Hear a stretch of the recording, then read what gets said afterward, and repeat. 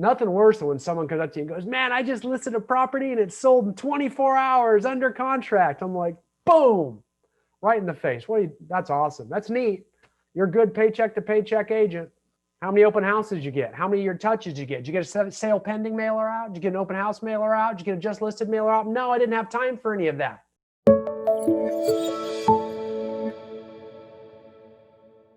Okay, so like I promised last week, we're going to talk a little bit about farming.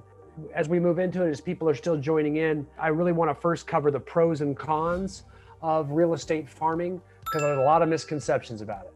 A lot of the clients we coach, just so you know, the vast majority, if not all of them, their number one source of business is always going to be their sphere of influence. The people they know and the people who they know. I mean, that's 80% of all business out there.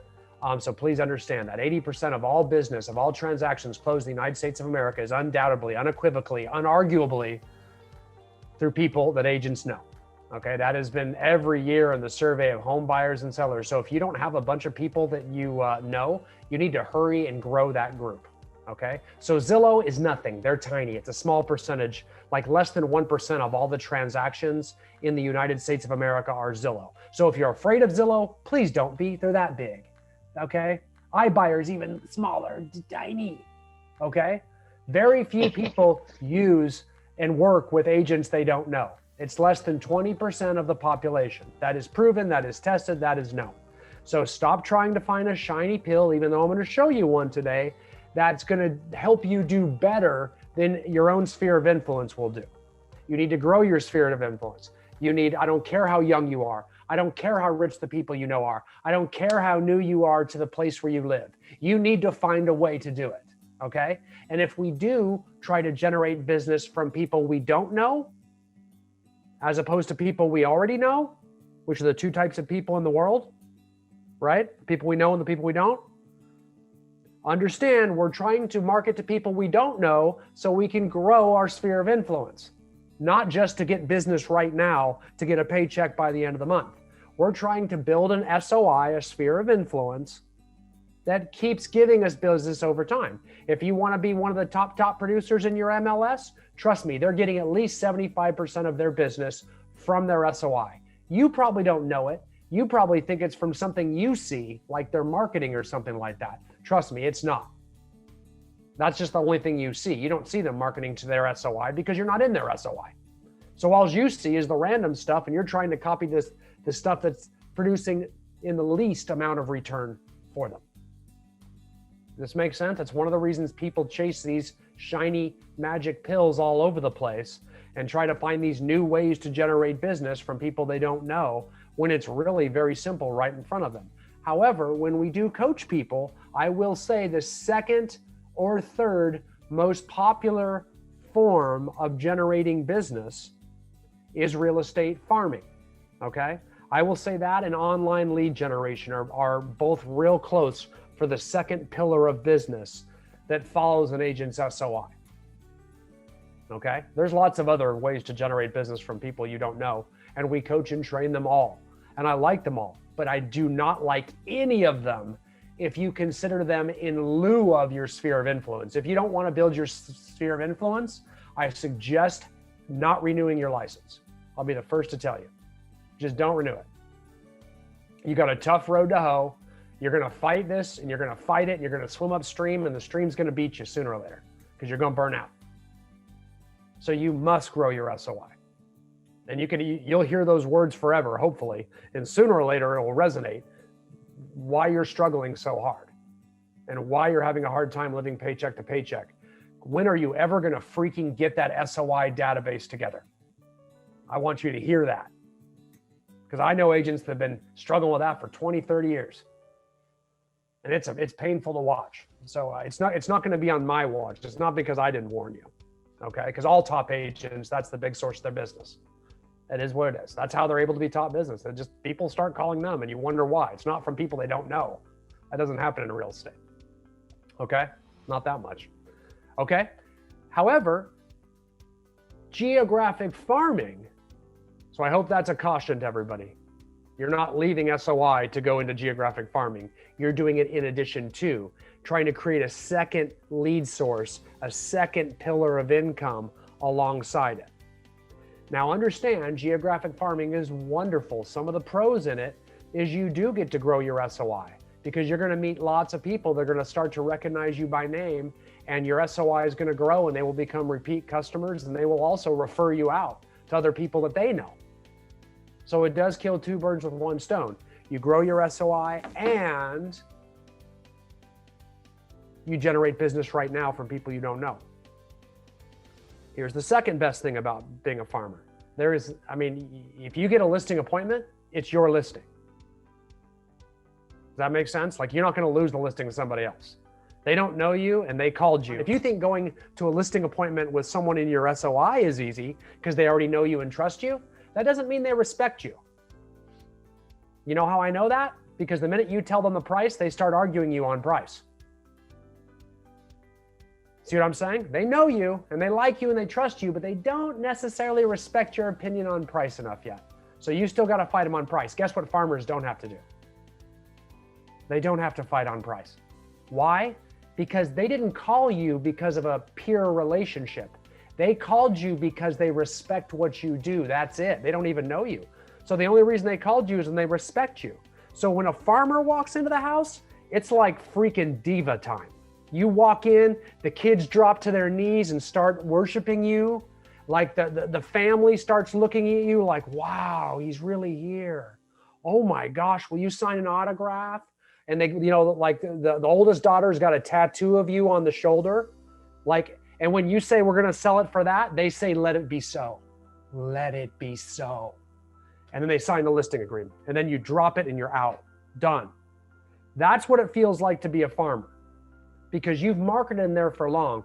They've watched you work. They've seen all the sales.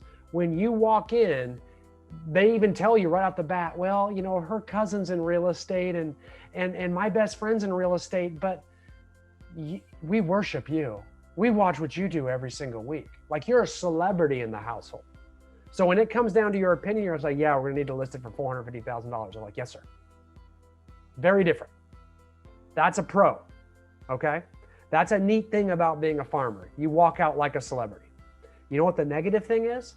It's extraordinarily hard and requires a lot of patience to break into farming. If you think working an SOI referral database takes a long time and a lot of patience, you have no idea until you start farming. Farming takes years, oftentimes. Now, you might get lucky and you might get some listings in there. And then if you get some listings, you have to know what to do with them. And you don't. I'm going to tell you, but you don't. Because you got to market them and you got to remove a lot of your limiting beliefs that all of you got, every one of you. And you have to behave very differently when you farm a neighborhood, and how you handle your listings and how you market your transactions extremely differently. It's a lot of marketing. So farming is very expensive. So if you don't want to spend money and invest in your business, move on. Farming's not going to work. It's the most expensive lead generation source there is. That's number one. Number two, it requires the most patience, like I just said.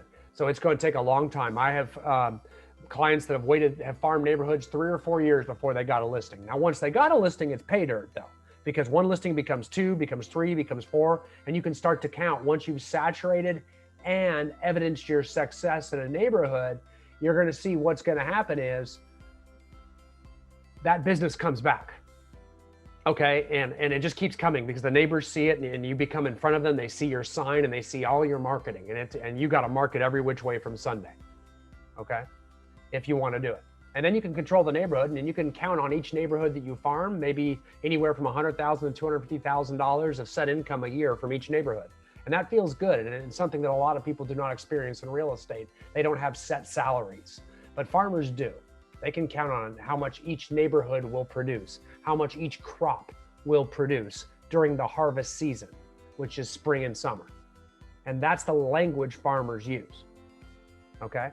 Rudy, you're with my wife's team. What do you guys farm, like 10 neighborhoods? Is that about right? Denver has 1 or more farms that we operate in. Okay. So everybody, yeah, right. So there's at least 10, they're probably closer to 15 farms then Probably. that you guys farm. And you guys are constantly marketing to those farms 100 different ways from Sunday too. Yes, sir.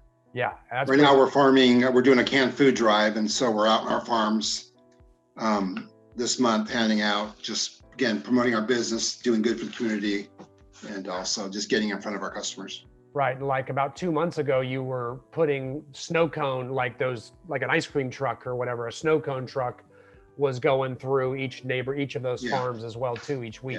And you were marketing the heck out of that to the neighborhood. Yeah, it was one my neighborhood, and we were able to meet a lot of neighbors and do that. It was a good opportunity to meet the farm. There you go. Yeah. And you're marketing that with mailers, flyers, Facebook retargeting. I don't know, were you guys calls? We do call, we record a call and it gets sent out to our farm. Okay, like an automated voicemail drop? Yeah. That's good. Okay, so notice what they're doing there. Rudy, that's awesome. Thank you. Thanks. They're making multiple touches on a neighborhood. Okay? And that's what farming is. It's a game of touches. When I say it's hard, I mean because it requires a lot of effort and money. Organization too. You can't just like get a listing and say, okay, I'm going to send out a just listed flyer. Or a mailer is not farming.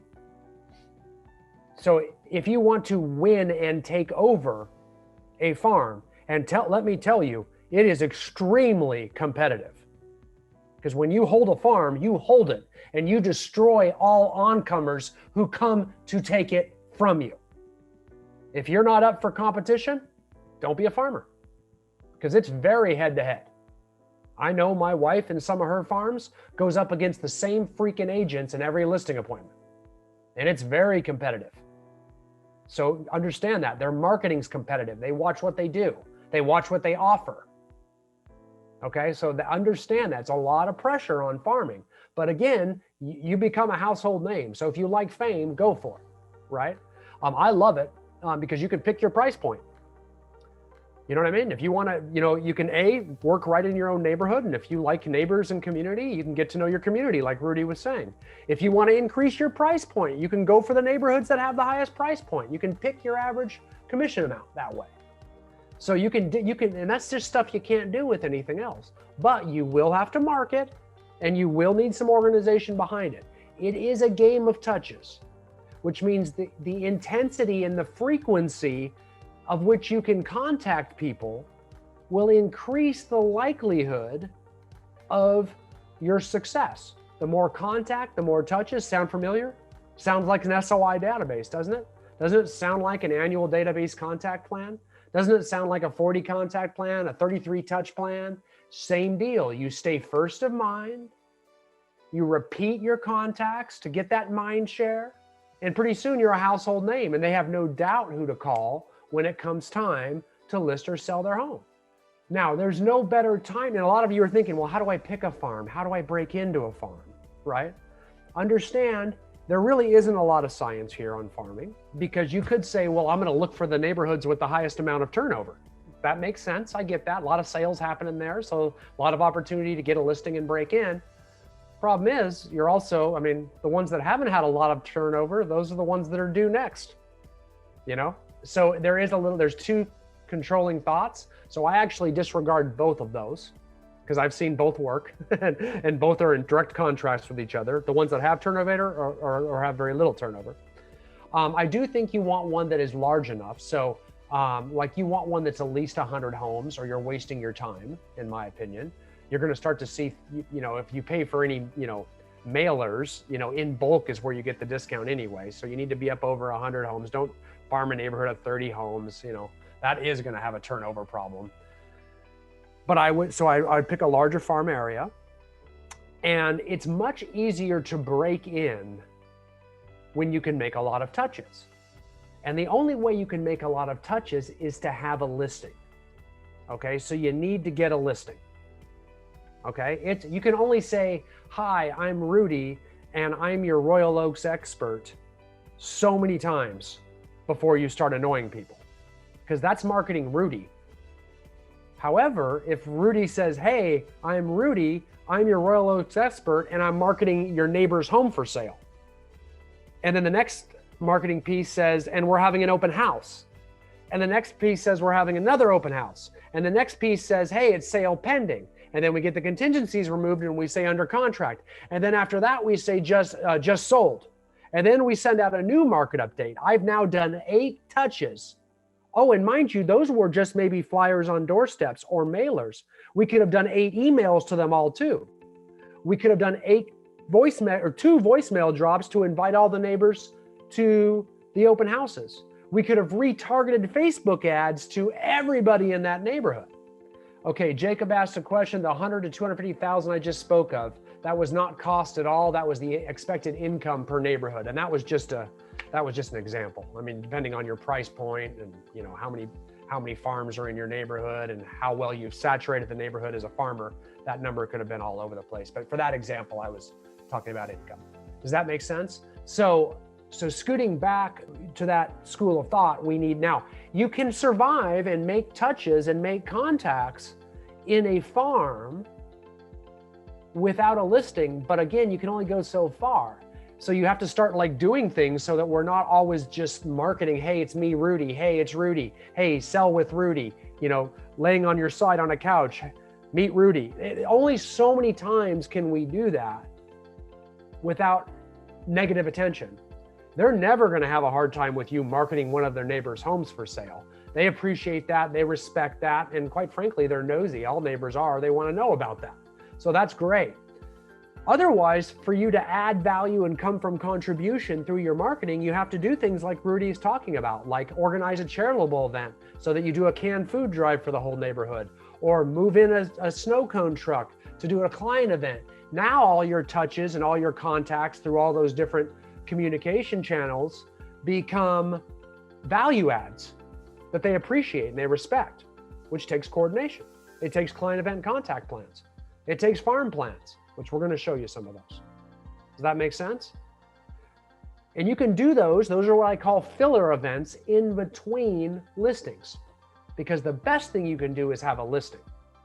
And the best thing you can do is have a listing that doesn't sell. So farmers always take overpriced listings. Remember that. Farmers always take overpriced listings. If there is such a thing in this universe, I don't know that there is an overpriced listing in our current market, and I am not joking. But if you can find the magic bean that grew the stock, I'll tell you right now, it's a listing that's overpriced. Because that means you're going to have listing inventory. And you want listing inventory if you're a farmer. You should all be going, huh? I like contracts closed. Well, that's great if you just want to sell a few houses a year. But if you're a farmer, you want a listing so you can market it, right? You want to be able to hold 3, 4, 5 open houses so that the neighbors see you working, so that they can see your voicemail drops, so they can see your mailers, so they can see your Facebook ads. You want a reason to market. You also need to embrace open houses because all farmers are huge on open houses. Okay? If you can't do open houses because you are in COVID land, you're wrong. You can do open houses. I don't care where you are. We've talked about it in this group. If you don't know it, it's one more reason you need to be in this group, because we've talked about by appointment only open houses. Unless you're in an area where you can't show property, you're fine. If you can show property to buyers right now, then you can do by appointment only open houses. There's no difference. They're the same thing as showing property. You're just marketing that you can show property by calling them by appointment only open houses. Everybody get that one? Make sense? Now you can market your by appointment open houses, because to a farmer, the actual open house itself is not really a big deal. It's the ability to market an open house. Remember, you're looking for reasons to market to the neighborhood to show them how hard you work compared to other agents. To be able to repeatedly tell them that you're the Royal Oaks neighborhood expert. You're looking for opportunities to do that without selling yourself. What you're doing now is selling their neighbor's home and showing them how hard you market their neighbor's home. So your open houses aren't about the open house, they're about the marketing around the open house. They constantly see you working more than any other agent in their neighborhood, all the while on all your marketing materials saying you're the Royal Oaks neighborhood expert. This makes sense? So it's a game of touches. We have to create the touches. That's why farmers don't want listings that sell right away. Actually, they do. But they really like it when they sit for a lot longer so they can market the heck out of them. So sometimes, you know, that's why farmers you'll see taking that higher price. If you wonder, wow, man, they took a high price in there, that's because they probably want to farm the neighborhood. That's a great way to break in, have a listing that sits for a long time and just be out there and meet every single neighbor and market the heck out of it. Make sense? Nothing worse than when someone comes up to you and goes, man, I just listed a property and it's sold in 24 hours under contract. I'm like, boom, right in the face. That's awesome. That's neat. You're a good paycheck to paycheck agent. How many open houses did you get? How many of your touches did you get? Did you get a sale pending mailer out? Did you get an open house mailer out? Did you get a just listed mailer out? No, I didn't have time for any of that. Come on. You need to have 2 open houses with every listing if you want to farm. And I don't care if it sells in 24 hours. You got to have 2 open houses anyway. You hear me? I'm extra feisty today. This is a lot of coffee right here. That's a lot. This is not my first cup.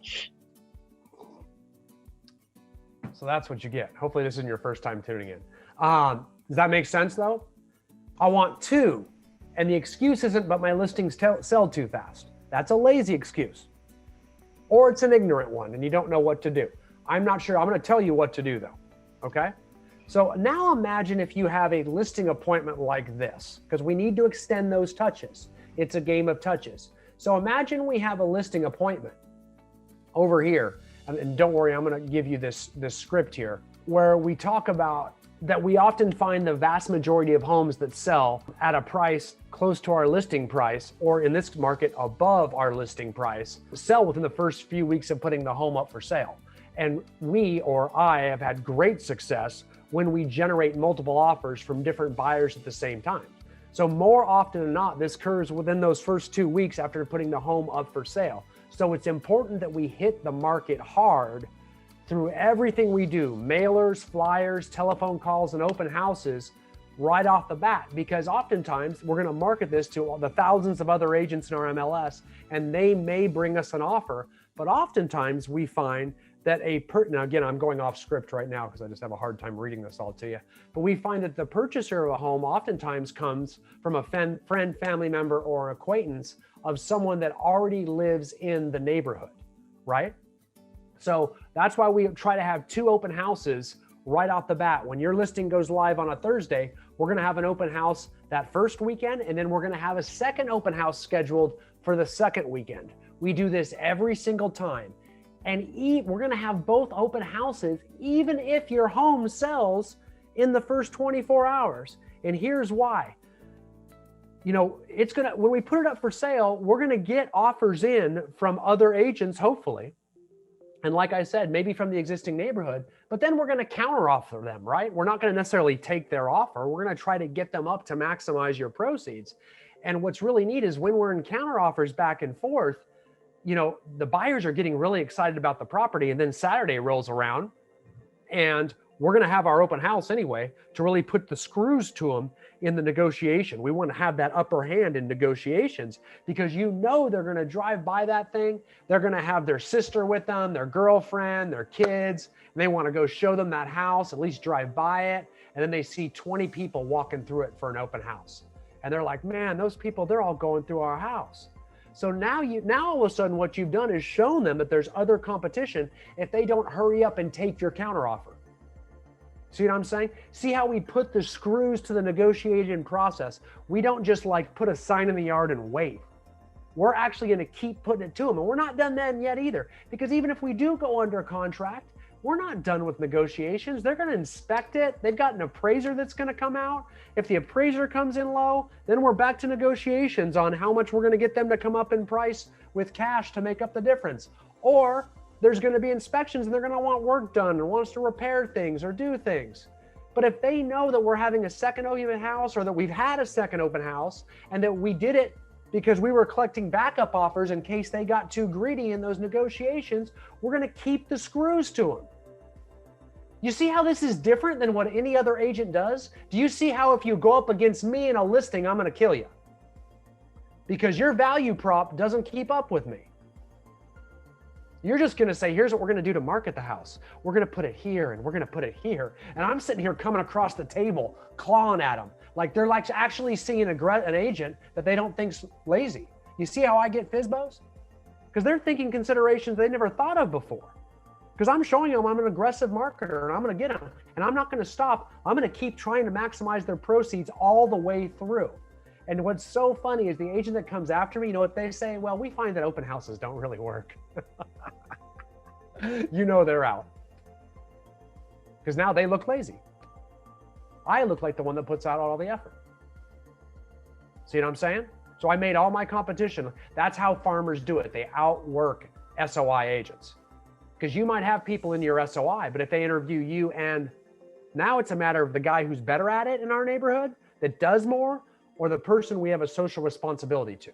And that's the battle that goes on in every neighborhood across America, and most realtors don't know it. Farmers versus SOI agents.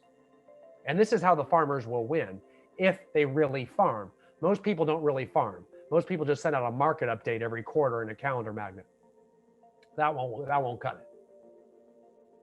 Not to beat an SOI agent. This is what I'm teaching you, is how to beat an SOI agent, how to break into a neighborhood and how to take it away from someone that's had it for too long. But you do need to be aggressive, and they need to see effort, because most people do not think agents put forth much effort. You know it, I know it. It is what it is. But you see how I'm telling you all this work that we're going to do. This is work that is heavy customer service. Why? The customers believe this is someone who's providing them customer service. But you and I both know what my real motivation is.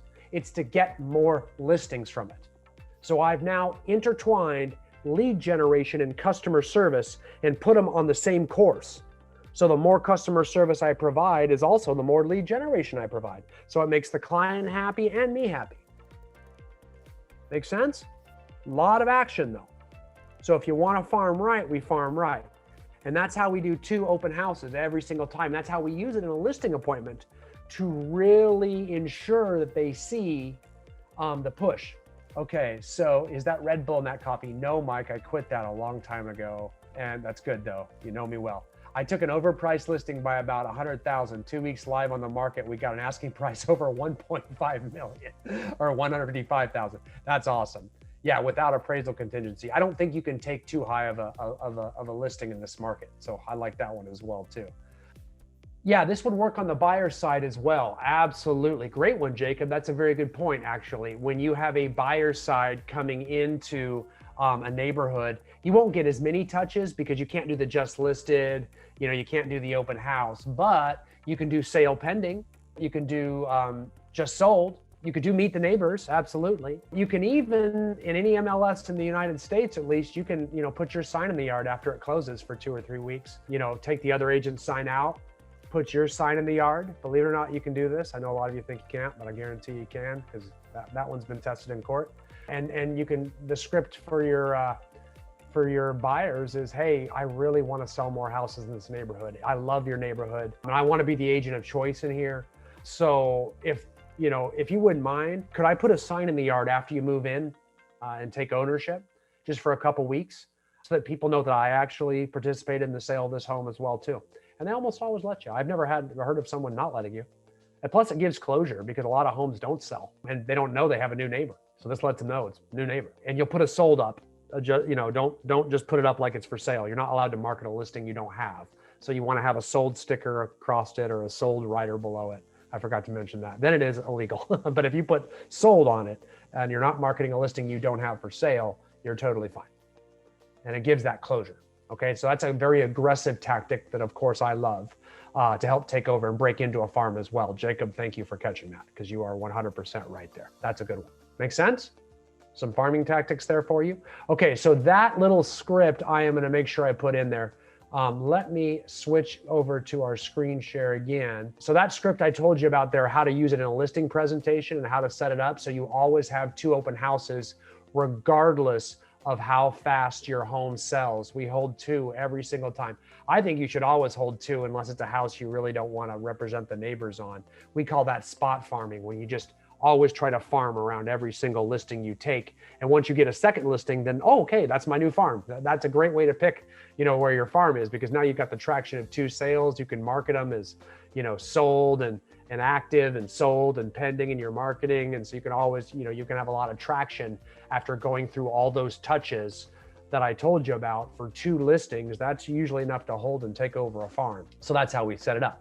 Now, moving over here to promoting it, one of the things that Rudy just mentioned was it's a really good, I know a lot of you don't like phone calls, but boy, if you're having an open house, it's a wonderful way to personally call and invite everyone to a neighbors only open house. Whether you want to make it neighbors only or not, that's up to you. But calling around and just saying, you know, and using this script, we have your neighbor's home at 123 Main Street up for sale, and we're holding a special open house on Saturday from 11 to 3 p.m. Since we know the ultimate purchaser of a home is a friend, family member, acquaintance of someone that already lives in the same neighborhood, we are inviting the entire neighborhood to come by and take a look. So if you happen to know or meet someone looking to move into your community, this is a great way for you to handpick your own neighbors. So do you think you can swing by? Okay. And that may be all you do. And that could even be a voicemail drop that you leave for everybody as well too. And if they say, yes, we'd love to, then we might scoot on if you're more ambitious, right? Great. And since we are doing everything we can to get your neighbor's home sold, I promised my seller that I'd ask, do you know anyone looking to buy or sell a home in the area? Now you're actually asking for business on behalf of your client, which then guises it as customer service. And you show up as an aggressive realtor with regards to customer service.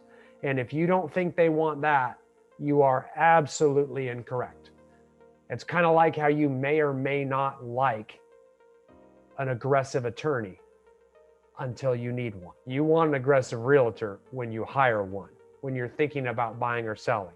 So if you want them to think of you as that when you're buying or selling, I recommend moving down this script, okay?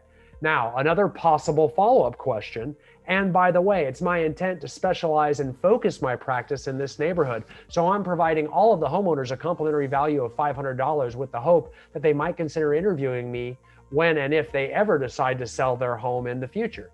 You see, an appraiser would typically charge you around $500 to appraise your home. And I'm attempting to help you alleviate that cost to determine what your home would be worth in this market. Would knowing your home's current value be of any benefit to you? And all of a sudden, you're setting up listing presentations. An objection handler, if you want to go further, and oftentimes when you're going this far, I wouldn't be over the phone. This might be, because this all could be used when looky-loo neighbors come through an open house and you're just chatting with them. Because I'd be saying this same script to everybody that came in my open house. I want to assure you that there would be absolutely no obligation on your part. Again, this is a courtesy service that I'm providing to all your neighbors with the hope that if you decide to sell, whether that's 5, 10, or 20 years down the road, you'd at least consider interviewing me for the job. I would never want you to straighten up your home just for me either. I'm a realtor and I'm a realtor, sorry. I cannot stand that. I'm a realtor, and we're very used to viewing homes long before they're ready to show. I assure you it won't affect the value at all, and I'll be in and out in minutes. How does that sound?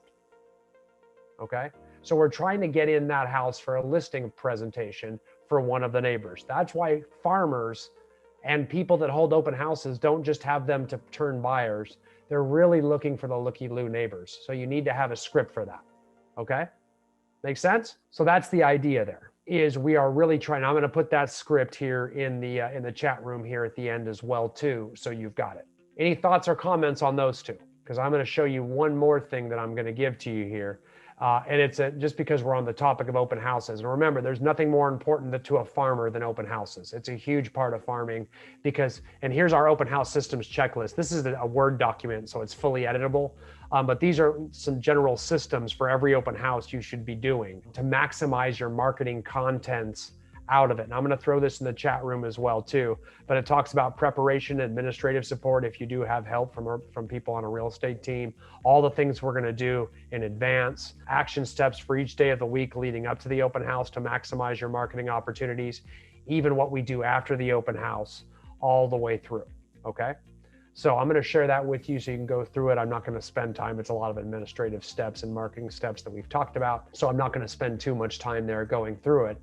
But if you're going to farm, trying to do an open house just off a whim, like I'm going to bring a candle and a guest list, and I'm just going to show up, man, don't have those types of open houses. That is a waste of your time. You're just doing that to appease the seller. And that's not doing anything for you or your family. So don't do that stuff. That's garbage. You're right. That doesn't work. But do use it as an opportunity to market. You know, if anything, just bring your SOI or a list of the neighborhood phone numbers with you and do something while you're there. because you're certainly not going to get a lot of people showing up if we don't do any marketing for it.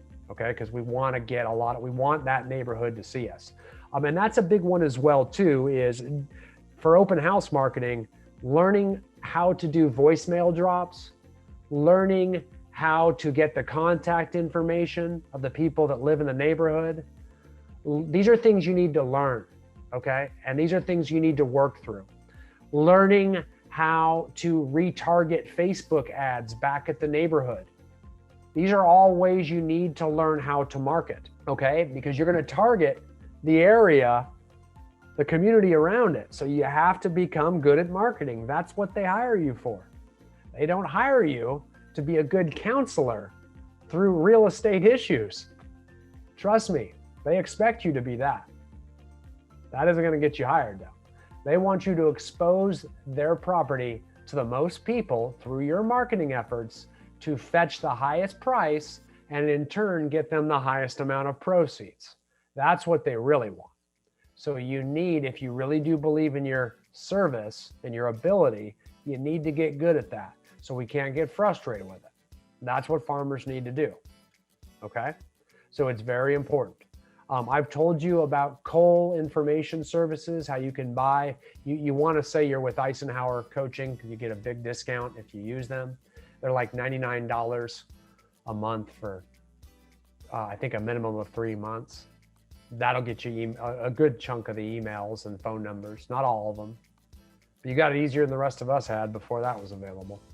There's a few other ones too out there for databases. If anybody, I like Cole the best. They seem to always have the best numbers. But if anybody has another service, type that in the chat room that they like to use as well too. I've heard of a few. I just can't think of their names offhand. But I tend to like Cole Information the best myself. Okay, so as everybody saw that, let me start putting a few of those in. I'm going to show you a couple other scripts here as well too that are just really basic, that are phenomenal for real estate farming, and I'm going to share them with you now. You can see over here, this is a just listed script, so you call around a just listed. Hi, I'm John Smith with ABC Realty, and we just put your neighbor's home on 123 Main Street up for sale. Did you notice that it was now on the market? Okay, whatever they say, great.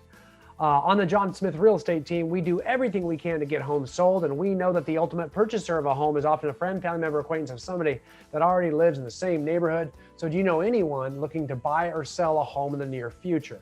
More aggressive than most people are willing to go, unless you want to be a super high producer. Top producers, no problem with this, because they've sold enough real estate where they're very comfortable with this. And they realize this just calls people, gets right to it, and asks for business. And it's also perceived as customer service because they know that we've listed a home in the neighborhood and now we're just looking for buyers. Just another way of saying it. They respect that hustle.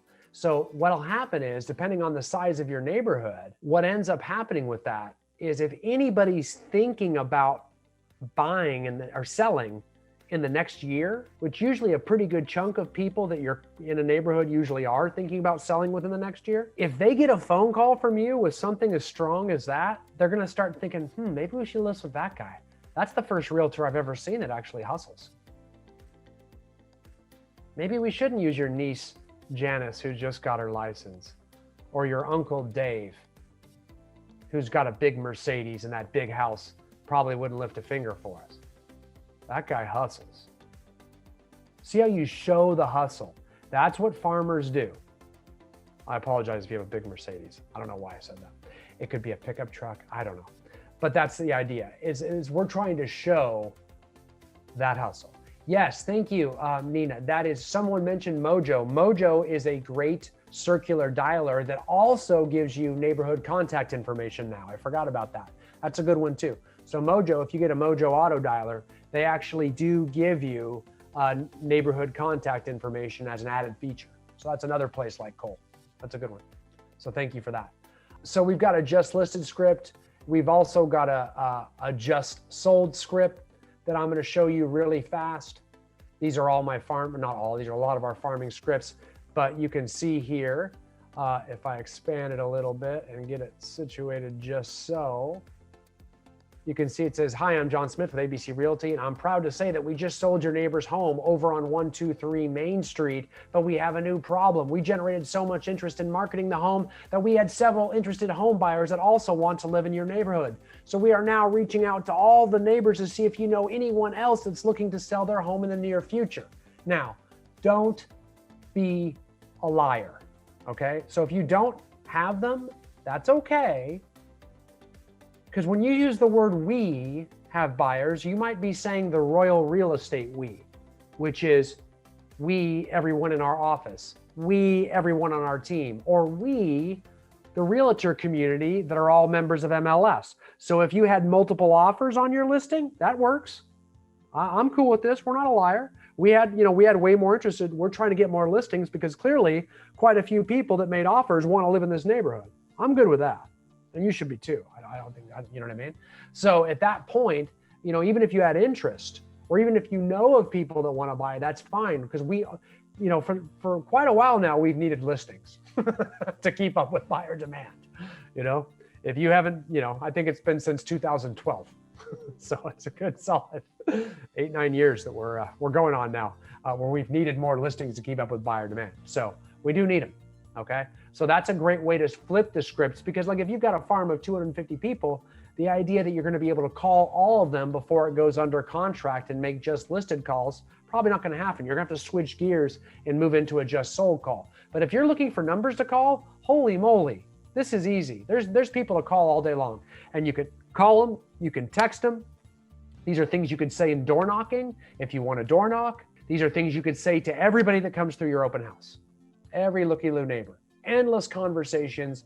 Get good at these talking points, okay? And all these scripts I'm showing you are going into the chat room, okay? The one other last thing I wanted to show you that is very important, because Rudy mentioned it as well too, was having different neighborhood block parties or events in these different neighborhoods, okay? And I'm gonna show you this as well too for farmers. And this is our client event contact plan, where if you're gonna have, like Rudy had the snow cone truck come into a neighborhood, people do food drives. I know people doing coat drives. We have people doing wreath decorating contests right now where, they drop off these little cheap wreaths and you decorate them, take a photo. This is like a COVID friendly event, and they tag you in on Facebook, things like that.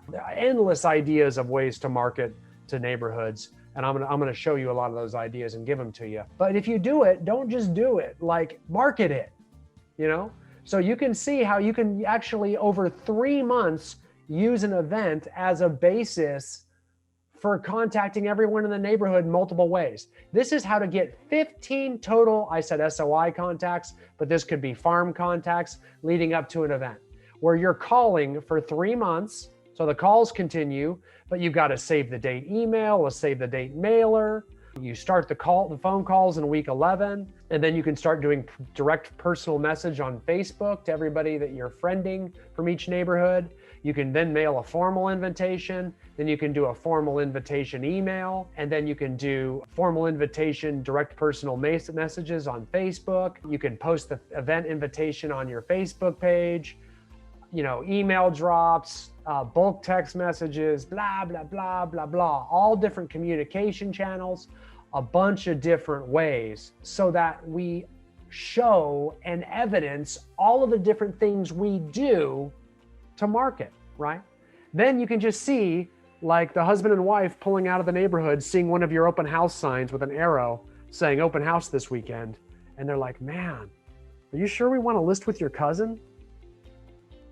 This guy, Rudy, man, he's all over the place. He texted me today. We got the mailer and the flyer, blah, blah. He called us last week.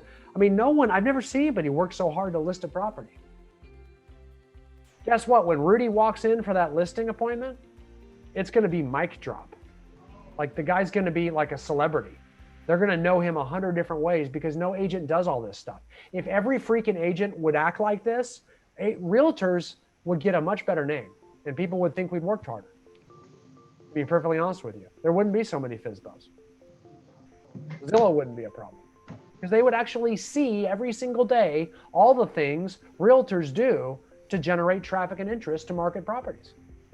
It's pretty cool, but it is a lot of effort and there is some money in this as well too. let me show you the last thing I'm going to show you, and then I'm going to start throwing this all in there. And this one is really cool. And people are going to, in my company, are going to get pretty mad I'm giving this to you. But this is a client event packet that I'm going to give to you guys, and it goes through and it talks about how to do different client events, whether it's for your SOI or for a farm, either way. Talking about different ways you can do it without costing you a lot of money. And here's ideas for tons of different seasonal events: spring, summer, fall, winter. Here's an example we featured there.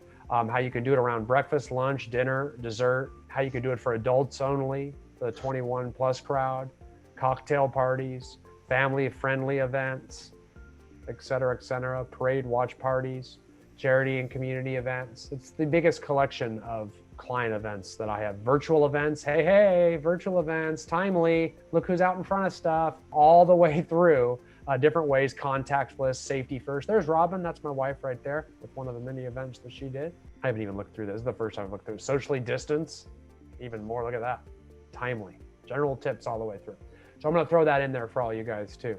And guess what you're gonna pay? Nothing, because you're here with me today. Okay, there are many opportunities with those events. What does it look like to actually set that up? Do you see if a homeowner will allow you to use it? Oh yeah, that's the same script I just said, Jacob. I mean, that's what we wanna do is say, hey, we gotta generate a lot of activity right off the bat. So now these marketing events, like the client events, you could do it in someone's front yard, but oftentimes there's a place like a park in the neighborhood. You know what I'm saying? Or there's some sort of community area, like out in front of a pool, there's a parking lot. You might have to get HOA approval. This is where you get crafty, or it could be just outside the neighborhood. You know what I mean? Or someplace adjacent to the neighborhood, a sports field, a park, a parking lot. You know, most businesses are gonna want you to bring 300 people to their parking lot, right? All you have to do is pull up a taco truck and it's ball game. So they'll show up easy, okay? So any thoughts on that one? Anybody want to comment? Anybody done any of this stuff other than poor Rudy? I always use Rudy as my muse. I'm gonna start sharing these things with you. Dave Friedman answers yes. I just heard at the broker manager meeting on Monday that we could do that as long as we have a note there that says by appointment only, and then you're good to go to have that sign outside of your house. Or there we go. All right, perfect.